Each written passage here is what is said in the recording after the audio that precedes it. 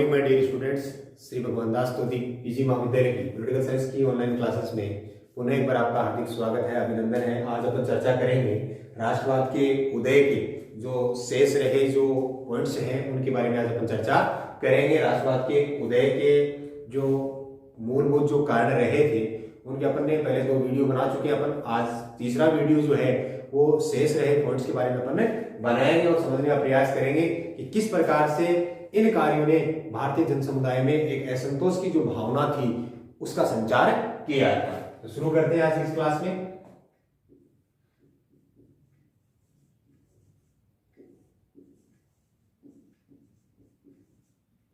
राजनीति विज्ञान class BA part second year और अपना जो टॉपिक है वो है राष्ट्रवाद के उदय के कारण। और उदय के कारण का जो आज का अपना जो वीडियो जो पार्ट रहेगा वो आ जाएगा आज थर्ड पार्ट। और थर्ड पार्ट में अपन चर्चा करेंगे जो प्रीवियस वीडियोज में अपन ने जिन पॉइंट की चर्चा की थी उनके अलावा जो महत्वपूर्ण जो शेष रहे जो पॉइंट्स हैं उनकी अपन चर्चा करेंगे कि किस प्रकार इन कार्यों ने भारतीय जन समुदाय में असंतोष की जो भावना थी उसका संचार किया था। अब अपन जब प्रीवियस क्लास के पॉइंट्स की मैं हल्की सी चर्चा अंत में करूंगा। संपूर्ण जो पॉइंट्स जो मैंने पढ़ाए हैं उनकी चर्चा मैं अंत की क्लास में करूंगा, यानी कि आज की क्लास के अंत में अपन संपूर्ण पॉइंट्स जो है जितने पॉइंट्स राष्ट्रवाद के उदय के लिए बने थे उन सब की चर्चा जो है वो एक साथ करेंगे। अभी अपन जो शेष रहे जो पॉइंट्स हैं उनकी चर्चा करते हैं। यानी प्रीवियस क्लास में अपन ने जो अध्ययन किया था वो था जाति विभेद की जो नीति थी, वहां तक अपन ने अध्ययन कर लिया था। और जाति विभेद की जो नीति थी उसमें किस प्रकार अंग्रेज जो थे भारतीयों को जन मानस जो था उनको किस प्रकार से उनमें विभेद करते थे, जंगली जनमानस कहकर के पुकारते थे, अर्थात अंग्रेज अपने आप को उच्च मानते थे और भारतीय जन समुदाय को निम्न स्तर के प्राणी मानते थे, अर्थात उनके साथ वो भेदभाव करते थे, बनमानस उनको कहते थे। तो इस प्रकार की चर्चाएं जो थी प्रीवियस क्लास में अपन कर चुके हैं। उसके आगे के जो पॉइंट्स हैं जिनमें आज महत्वपूर्ण चीजें हैं उसकी अपन चर्चा करेंगे। जैसे लॉर्ड लिटन जो था उसकी दमनकारी नीति था, तो उसके शासनकाल, एक तो लॉर्ड लिटन था, एक लॉर्ड रिपन का काल आता है। तो लॉर्ड लिटन का काल जो था वो दमनकारी शासन काल के रूप में जाना जाता है। उसने किस प्रकार से अपने उससे कार्यकाल के दौरान किस प्रकार की नीतियां उन्होंने बनाई थी जो जन समुदाय भारतीय जन समुदाय के अंदर असंतोष की भावना जो है वो पैदा करती है। इसके अलावा अपन आज देखेंगे कि जो संसार के जो यातायात के जो साधन थे उनका जो विकास हुआ 1860-70 के दशक में तो चर्चा करते हैं। तो उस दौर में यातायात के संचार के साधन जैसे डाक तार है, रेल है, इनका आवागमन हुआ। तो किस प्रकार से भारतीय जन समुदाय को उन्होंने एक करने का कार्य जो किया था। तो आज की अपनी चर्चा जो है वो अपन अब आगे बढ़ाते हैं। साथ साथ मैं आपसे पुनः कहता हूं कि ये जो टॉपिक है वो एग्जाम में पूछा जाता है। आप इस टॉपिक को अच्छी तरीके से तैयार करें, क्योंकि इसमें ये नहीं है कि एक बार पढ़ लिया और उसके बाद अपने चीज को वापिस अपने दिमाग से चीज स्लिप हो जाएगी, क्योंकि इसके बारे में आपने पहले भी अध्ययन आपने पूर्व कक्षाओं के अंदर भी आपने किया है, इसके बारे में आप बहुत कुछ जानते हैं। तो आपको अपने आप को इस तरीके से तैयार करना है कि अगर एग्जाम में इस प्रकार का सवाल पूछा जाए, राष्ट्रवाद के उदय के कारण पूछे जाए, तो मैं अपना जो आंसर है उसको दी बेस्ट तरीके से कैसे लिखूं, क्योंकि वो पॉइंट्स तो बदलने वाले हैं नहीं। इसके अलावा आपको और भी कोई कारण नजर आता है तो वो भी आप उसमें डाल सकते हैं, लेकिन आप अपनी शैली के अंदर अपने शब्दों का इस प्रकार से प्रयोग करें कि आप सीमित शब्दों में अच्छा उत्तर लिखने का प्रयास जो है वो आप कर सकते हैं। तो ये जो प्रयास जो होता है वो एक दिन में नहीं होता है, इसके लिए आपको निरंतर अभ्यास करना होगा। मैं बार बार आपसे कहता हूं कि आप सेकेंड ईयर में आ चुके हैं, फर्स्ट ईयर के अंदर आपने कॉलेज एजुकेशन की चर्चा करें तो आपने फर्स्ट ईयर आपके लिए एक नई श्रृंखला थी जहां आपके अंदर उतार चढ़ाव की श्रृंखला है वो दिखाई देती है। लेकिन सेकेंड ईयर में आने के बाद आपने पूर्ण रूप से जो एक मेच्योरिटी की चर्चा करें वहां आप परिपक्व हो जाते हैं। तो अब आपके अंदर एक शैली विकसित होती है कि जहां अपन अच्छी तरीके से अपने नोट्स कैसे बना सकते हैं, हम अपनी रिस्पॉन्सिबिलिटी को कैसे संभाल सकते हैं, क्योंकि अब आपकी जिम्मेदारी होती है कि सब आपकी जो अनुज है यानी फर्स्ट ईयर के जो विद्यार्थी हैं उनके सामने अगर आपके विषय से संबंधित किसी प्रकार की ऐसी समस्या आ जाए जिस चीज को आप पढ़ करके गए हो, आपके अंदर इतनी एबिलिटी आपके अंदर होनी चाहिए, इतनी स्किल आपके अंदर डेवलप होनी चाहिए कि आप उनकी उस समस्या का निराकरण जो है वो अपने स्तर पे कर सकते हैं। कोई मुश्किल काम नहीं है, लेकिन घबराहट इस चीज की है कि अपन अपने आप को कभी रिप्रेजेंट करने का, या यूं कहें कि जब अपने को अवसर मिलता है अपन उस अवसर का लाभ कभी उठा ही नहीं पाए हैं, और जिसके कारण हमारे मन में हमेशा एक भय रहता है, एक डर रहता है कि क्या पता मैं ऐसा कर पाऊंगा कि नहीं। अगर मन में विश्वास है तो निश्चित तौर से आप उस कार्य को अच्छी तरीके से कर सकते हैं सर। तो यहां जब आप इन चीजों को पढ़ते हैं, ये बहुत ही महत्वपूर्ण श्रृंखला है राष्ट्रवाद की उदय की हम चर्चा करते हैं, ये महत्वपूर्ण श्रृंखला है। उसके बाद आगे चल करके अपन देखेंगे राष्ट्रीय कांग्रेस की स्थापना को देखेंगे, उसके बाद अब राष्ट्रीय कांग्रेस की जो दो विचारधाराएं निकल करके आती है, उदारवादी विचारधारा है या यूं कहे कि उग्रवादी विचारधारा है, उनको अपन देखने का प्रयास करेंगे। इसके बाद 1915 के अंदर गांधी युग का आगमन होता है, अर्थात गांधी युग प्रारंभ होता है, और गांधी जी के जो आंदोलन रहे हैं महत्वपूर्ण, जिसमें असहयोग आंदोलन आता है, सविनय अवज्ञा आंदोलन आता है, भारत छोड़ो आंदोलन आता है, उनका अध्ययन भी अपने को करना है। तो निश्चित तौर से ये एक श्रृंखलाबद्ध अध्ययन है जिसके आधार पे आप अपने अध्ययन को है वो आगे बढ़ा सकते हैं। तो यहाँ आपको थोड़ा सा ध्यान रखना है कि जब भी अपन अपना अध्ययन करें उस अध्ययन में निरंतरता कैसे आ सकती है, उस निरंतरता के लिए आपको निरंतर खुद प्रयास करना होगा कि मैं अपना दी बेस्ट कैसे दे सकता हूं। इसके अलावा अपन चर्चा करते हैं उदय के कारणों के पार्ट 3 में। आज का जो पॉइंट्स रहेगा वो होगा यातायात व संचार के साधनों का विकास। यातायात व संचार के साधनों का विकास। यह भी एक महत्वपूर्ण चीज आ जाती है यहाँ पे कि यातायात के साधनों की हम चर्चा करते हैं ब्रिटिश शासनकाल के दौरान। तो यहाँ 1860 से 70 का जो दशक था उसके अंदर यातायात के साधन का विकास हो चुका था, अर्थात अपन रेल सेवा की जो चर्चा करते हैं उसका विकास हो चुका था। इसके अलावा डाक विभाग है, तार व्यवस्था है, उनका विकास हो चुका था। तो यहाँ कहीं ना कहीं ये संचार के साधन, यातायात के जो संसाधन थे, उन्होंने भारतीय जन समुदाय को करीब लाने का प्रयास किया। जो लोग पहले आपस में कई सालों तक मिल नहीं पा रहे थे, अर्थात यातायात के अभाव में, संचार के साधनों के अभाव में अपनी सूचनाएं दूसरे तक पहुंचा नहीं पा रहे थे, अब उन सूचनाओं का आदान प्रदान, मेल मिलाप का जो कार्य था वो सुगम हो चुका था और लोग एक दूसरे के करीब आने लगे और राष्ट्र हित के लिए मिलकर के अपनी कार्य योजना जो थी उसका निर्माण करने लगे। तो यहाँ इस प्रकार आप ये देख सकते हैं कि ये यातायात और संचार के जो संसाधन है वो किस प्रकार से भारतीय जन समुदाय को प्रेरित करते हैं कार्य करने के लिए और उनके अंदर राष्ट्र हित में कार्य करने के लिए, अपनी योजना बनाने के लिए किस प्रकार से मददगार साबित हुए थे। तो यहाँ इनका योगदान भी इस राष्ट्रवाद की जो उदय की चर्चा करते हैं राष्ट्रवाद के, तो उसमें इसका योगदान भी जो है वो महत्वपूर्ण था। अंग्रेजों ने भले इन चीजों का जो विकास था वो अपने लिए किया, लेकिन कहीं ना कहीं ये जो चीजें थी वो भारतीय जन समुदाय के लिए भी हितकर सिद्ध हुई थी। तो यहाँ इस चीज को भी आप देख सकते हैं। दूसरी चीज आप देखते हैं विदेशी आंदोलनों का प्रभाव।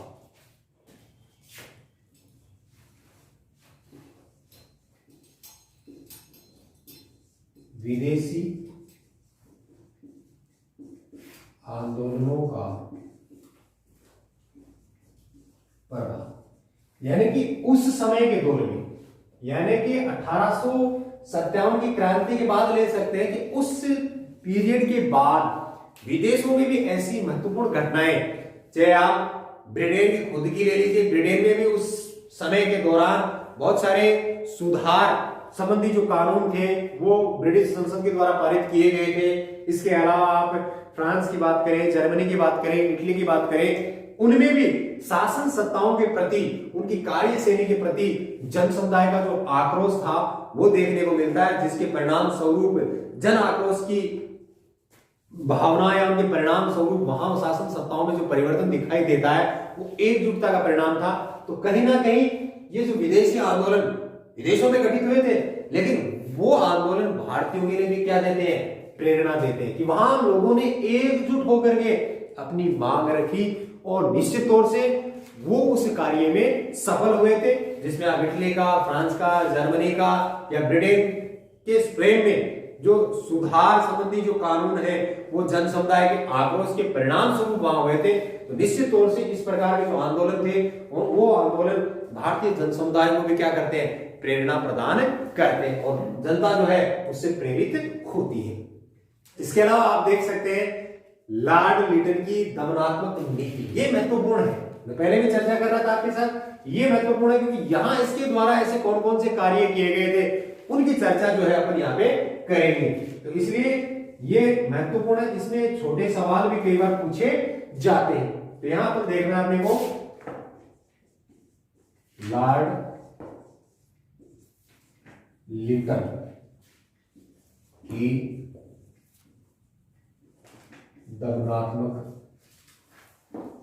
नीति, लॉर्ड लिटन की दमनात्मक नीति, यानी कि आप जब वायसराय के जो कार्यकाल के ऊपर चर्चा करते हैं उस दौरान यहां एक कार्य आता है लॉर्ड लिटन का कार्यकाल, और इस टाइम के दौरान उसकी जो नीतियां हैं उनके अंदर देखा जाता है कि दमनात्मक नीति, कि उन्होंने इस प्रकार की जो नीतियां अपनाई थी वो नीतियां कौन कौन सी थी, जिन नीतियों ने भारतीय जन समुदाय को ब्रिटिश सरकार के विरुद्ध खड़ा कर दिया।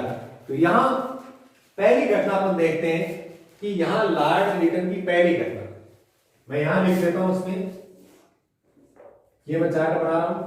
यहां अपने प्रीवियस क्लास की वीडियो में अपने चर्चा की थी जो अखिल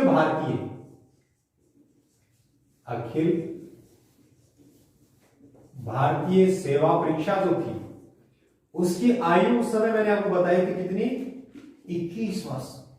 अब यहां लॉर्ड लिटन ने क्या किया, इसके शासनकाल की जो महत्वपूर्ण घटना थी वो ये थी कि इसने अखिल भारतीय जो सेवा थी उस सेवा में जो ये 21 वर्ष की आयु थी इस आयु को घटा करके कितना कर दिया, 19 वर्ष कर दिया।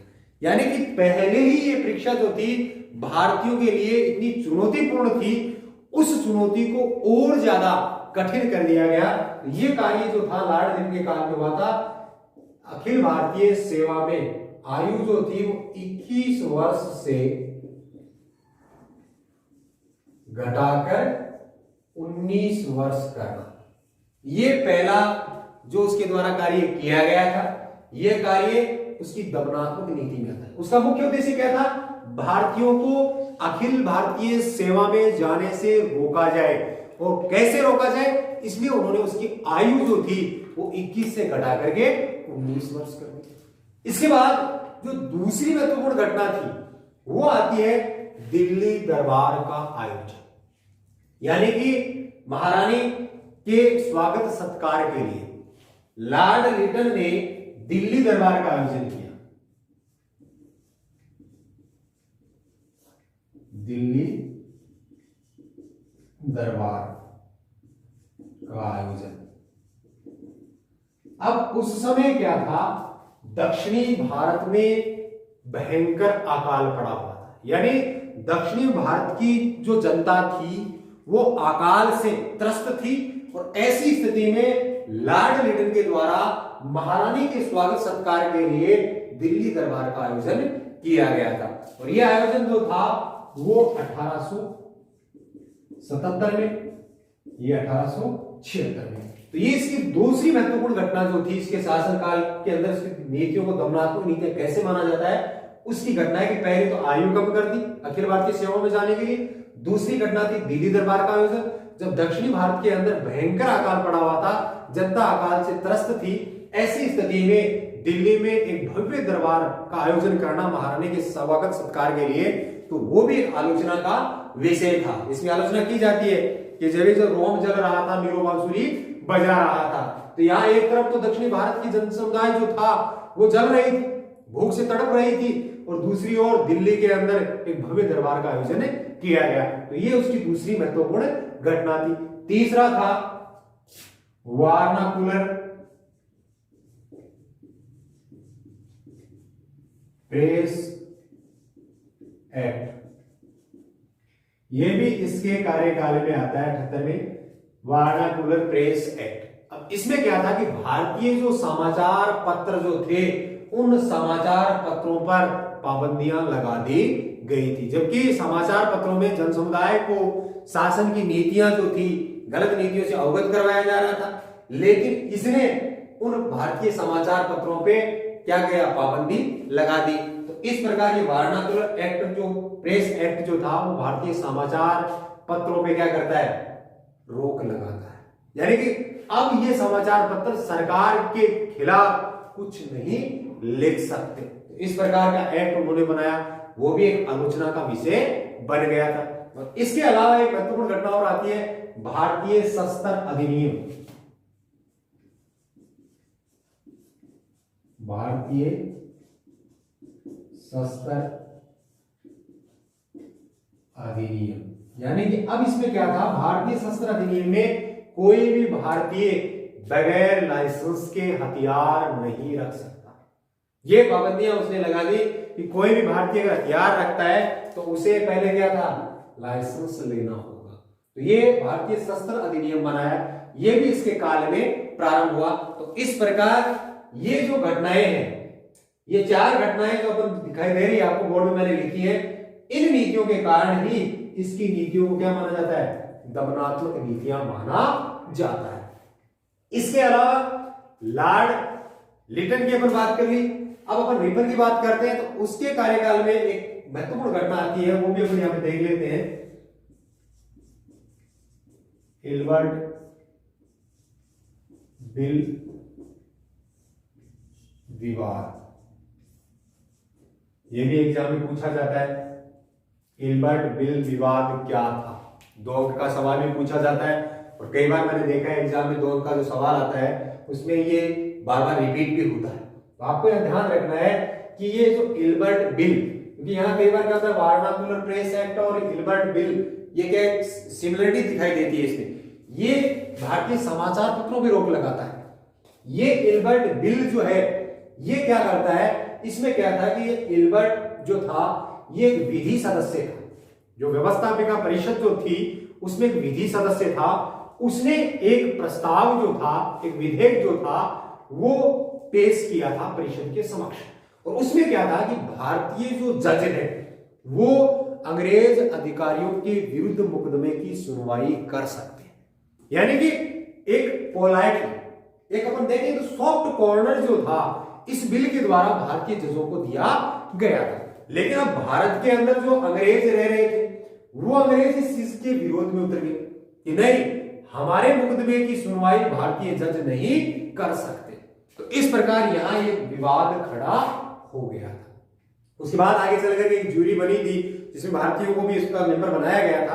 तो लेकिन आपको ध्यान क्या रखना है, आपको ध्यान ये रखना है कि हिल्बर्ट बिल विवाद जो था वो क्या था। आपको ध्यान रखना है कि हिल्बर्ट जो था वो एक विधि सदस्य था, उसने एक विधेयक जो था व्यवस्थापिका परिषद के अंदर रखा था उसने, और उसके अंदर जो प्रावधान था वो ये था कि भारतीय जज ब्रिटिश जो अंग्रेज जो है अधिकारी जो है उनके विरुद्ध मुकदमे की सुनवाई करने का अधिकार जो था इस बिल के द्वारा उन्हें प्रदान किया गया था। लेकिन विवाद कैसे हुआ कि अंग्रेज अधिकारी इसके विरोध में उतर गए कि भारतीय जज हमारे विरुद्ध मुकदमे की सुनवाई नहीं कर सकते, और परिणाम स्वरूप एक बड़ा जन समुदाय जो था वो भी इसके विरोध में उतर गया कि क्यों नहीं कर सकते।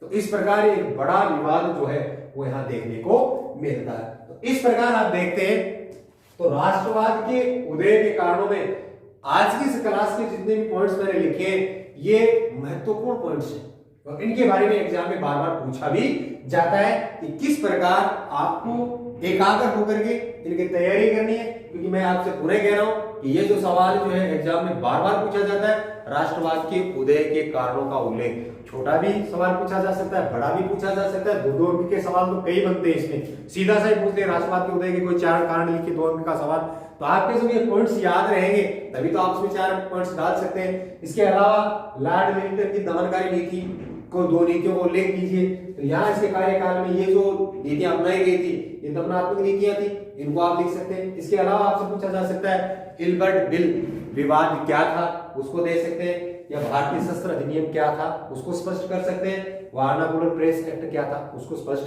कर सकते हैं। यानी कि आज की क्लास के जितने भी पॉइंट्स हैं वो सारे के सारे पॉइंट्स क्या है, महत्वपूर्ण है।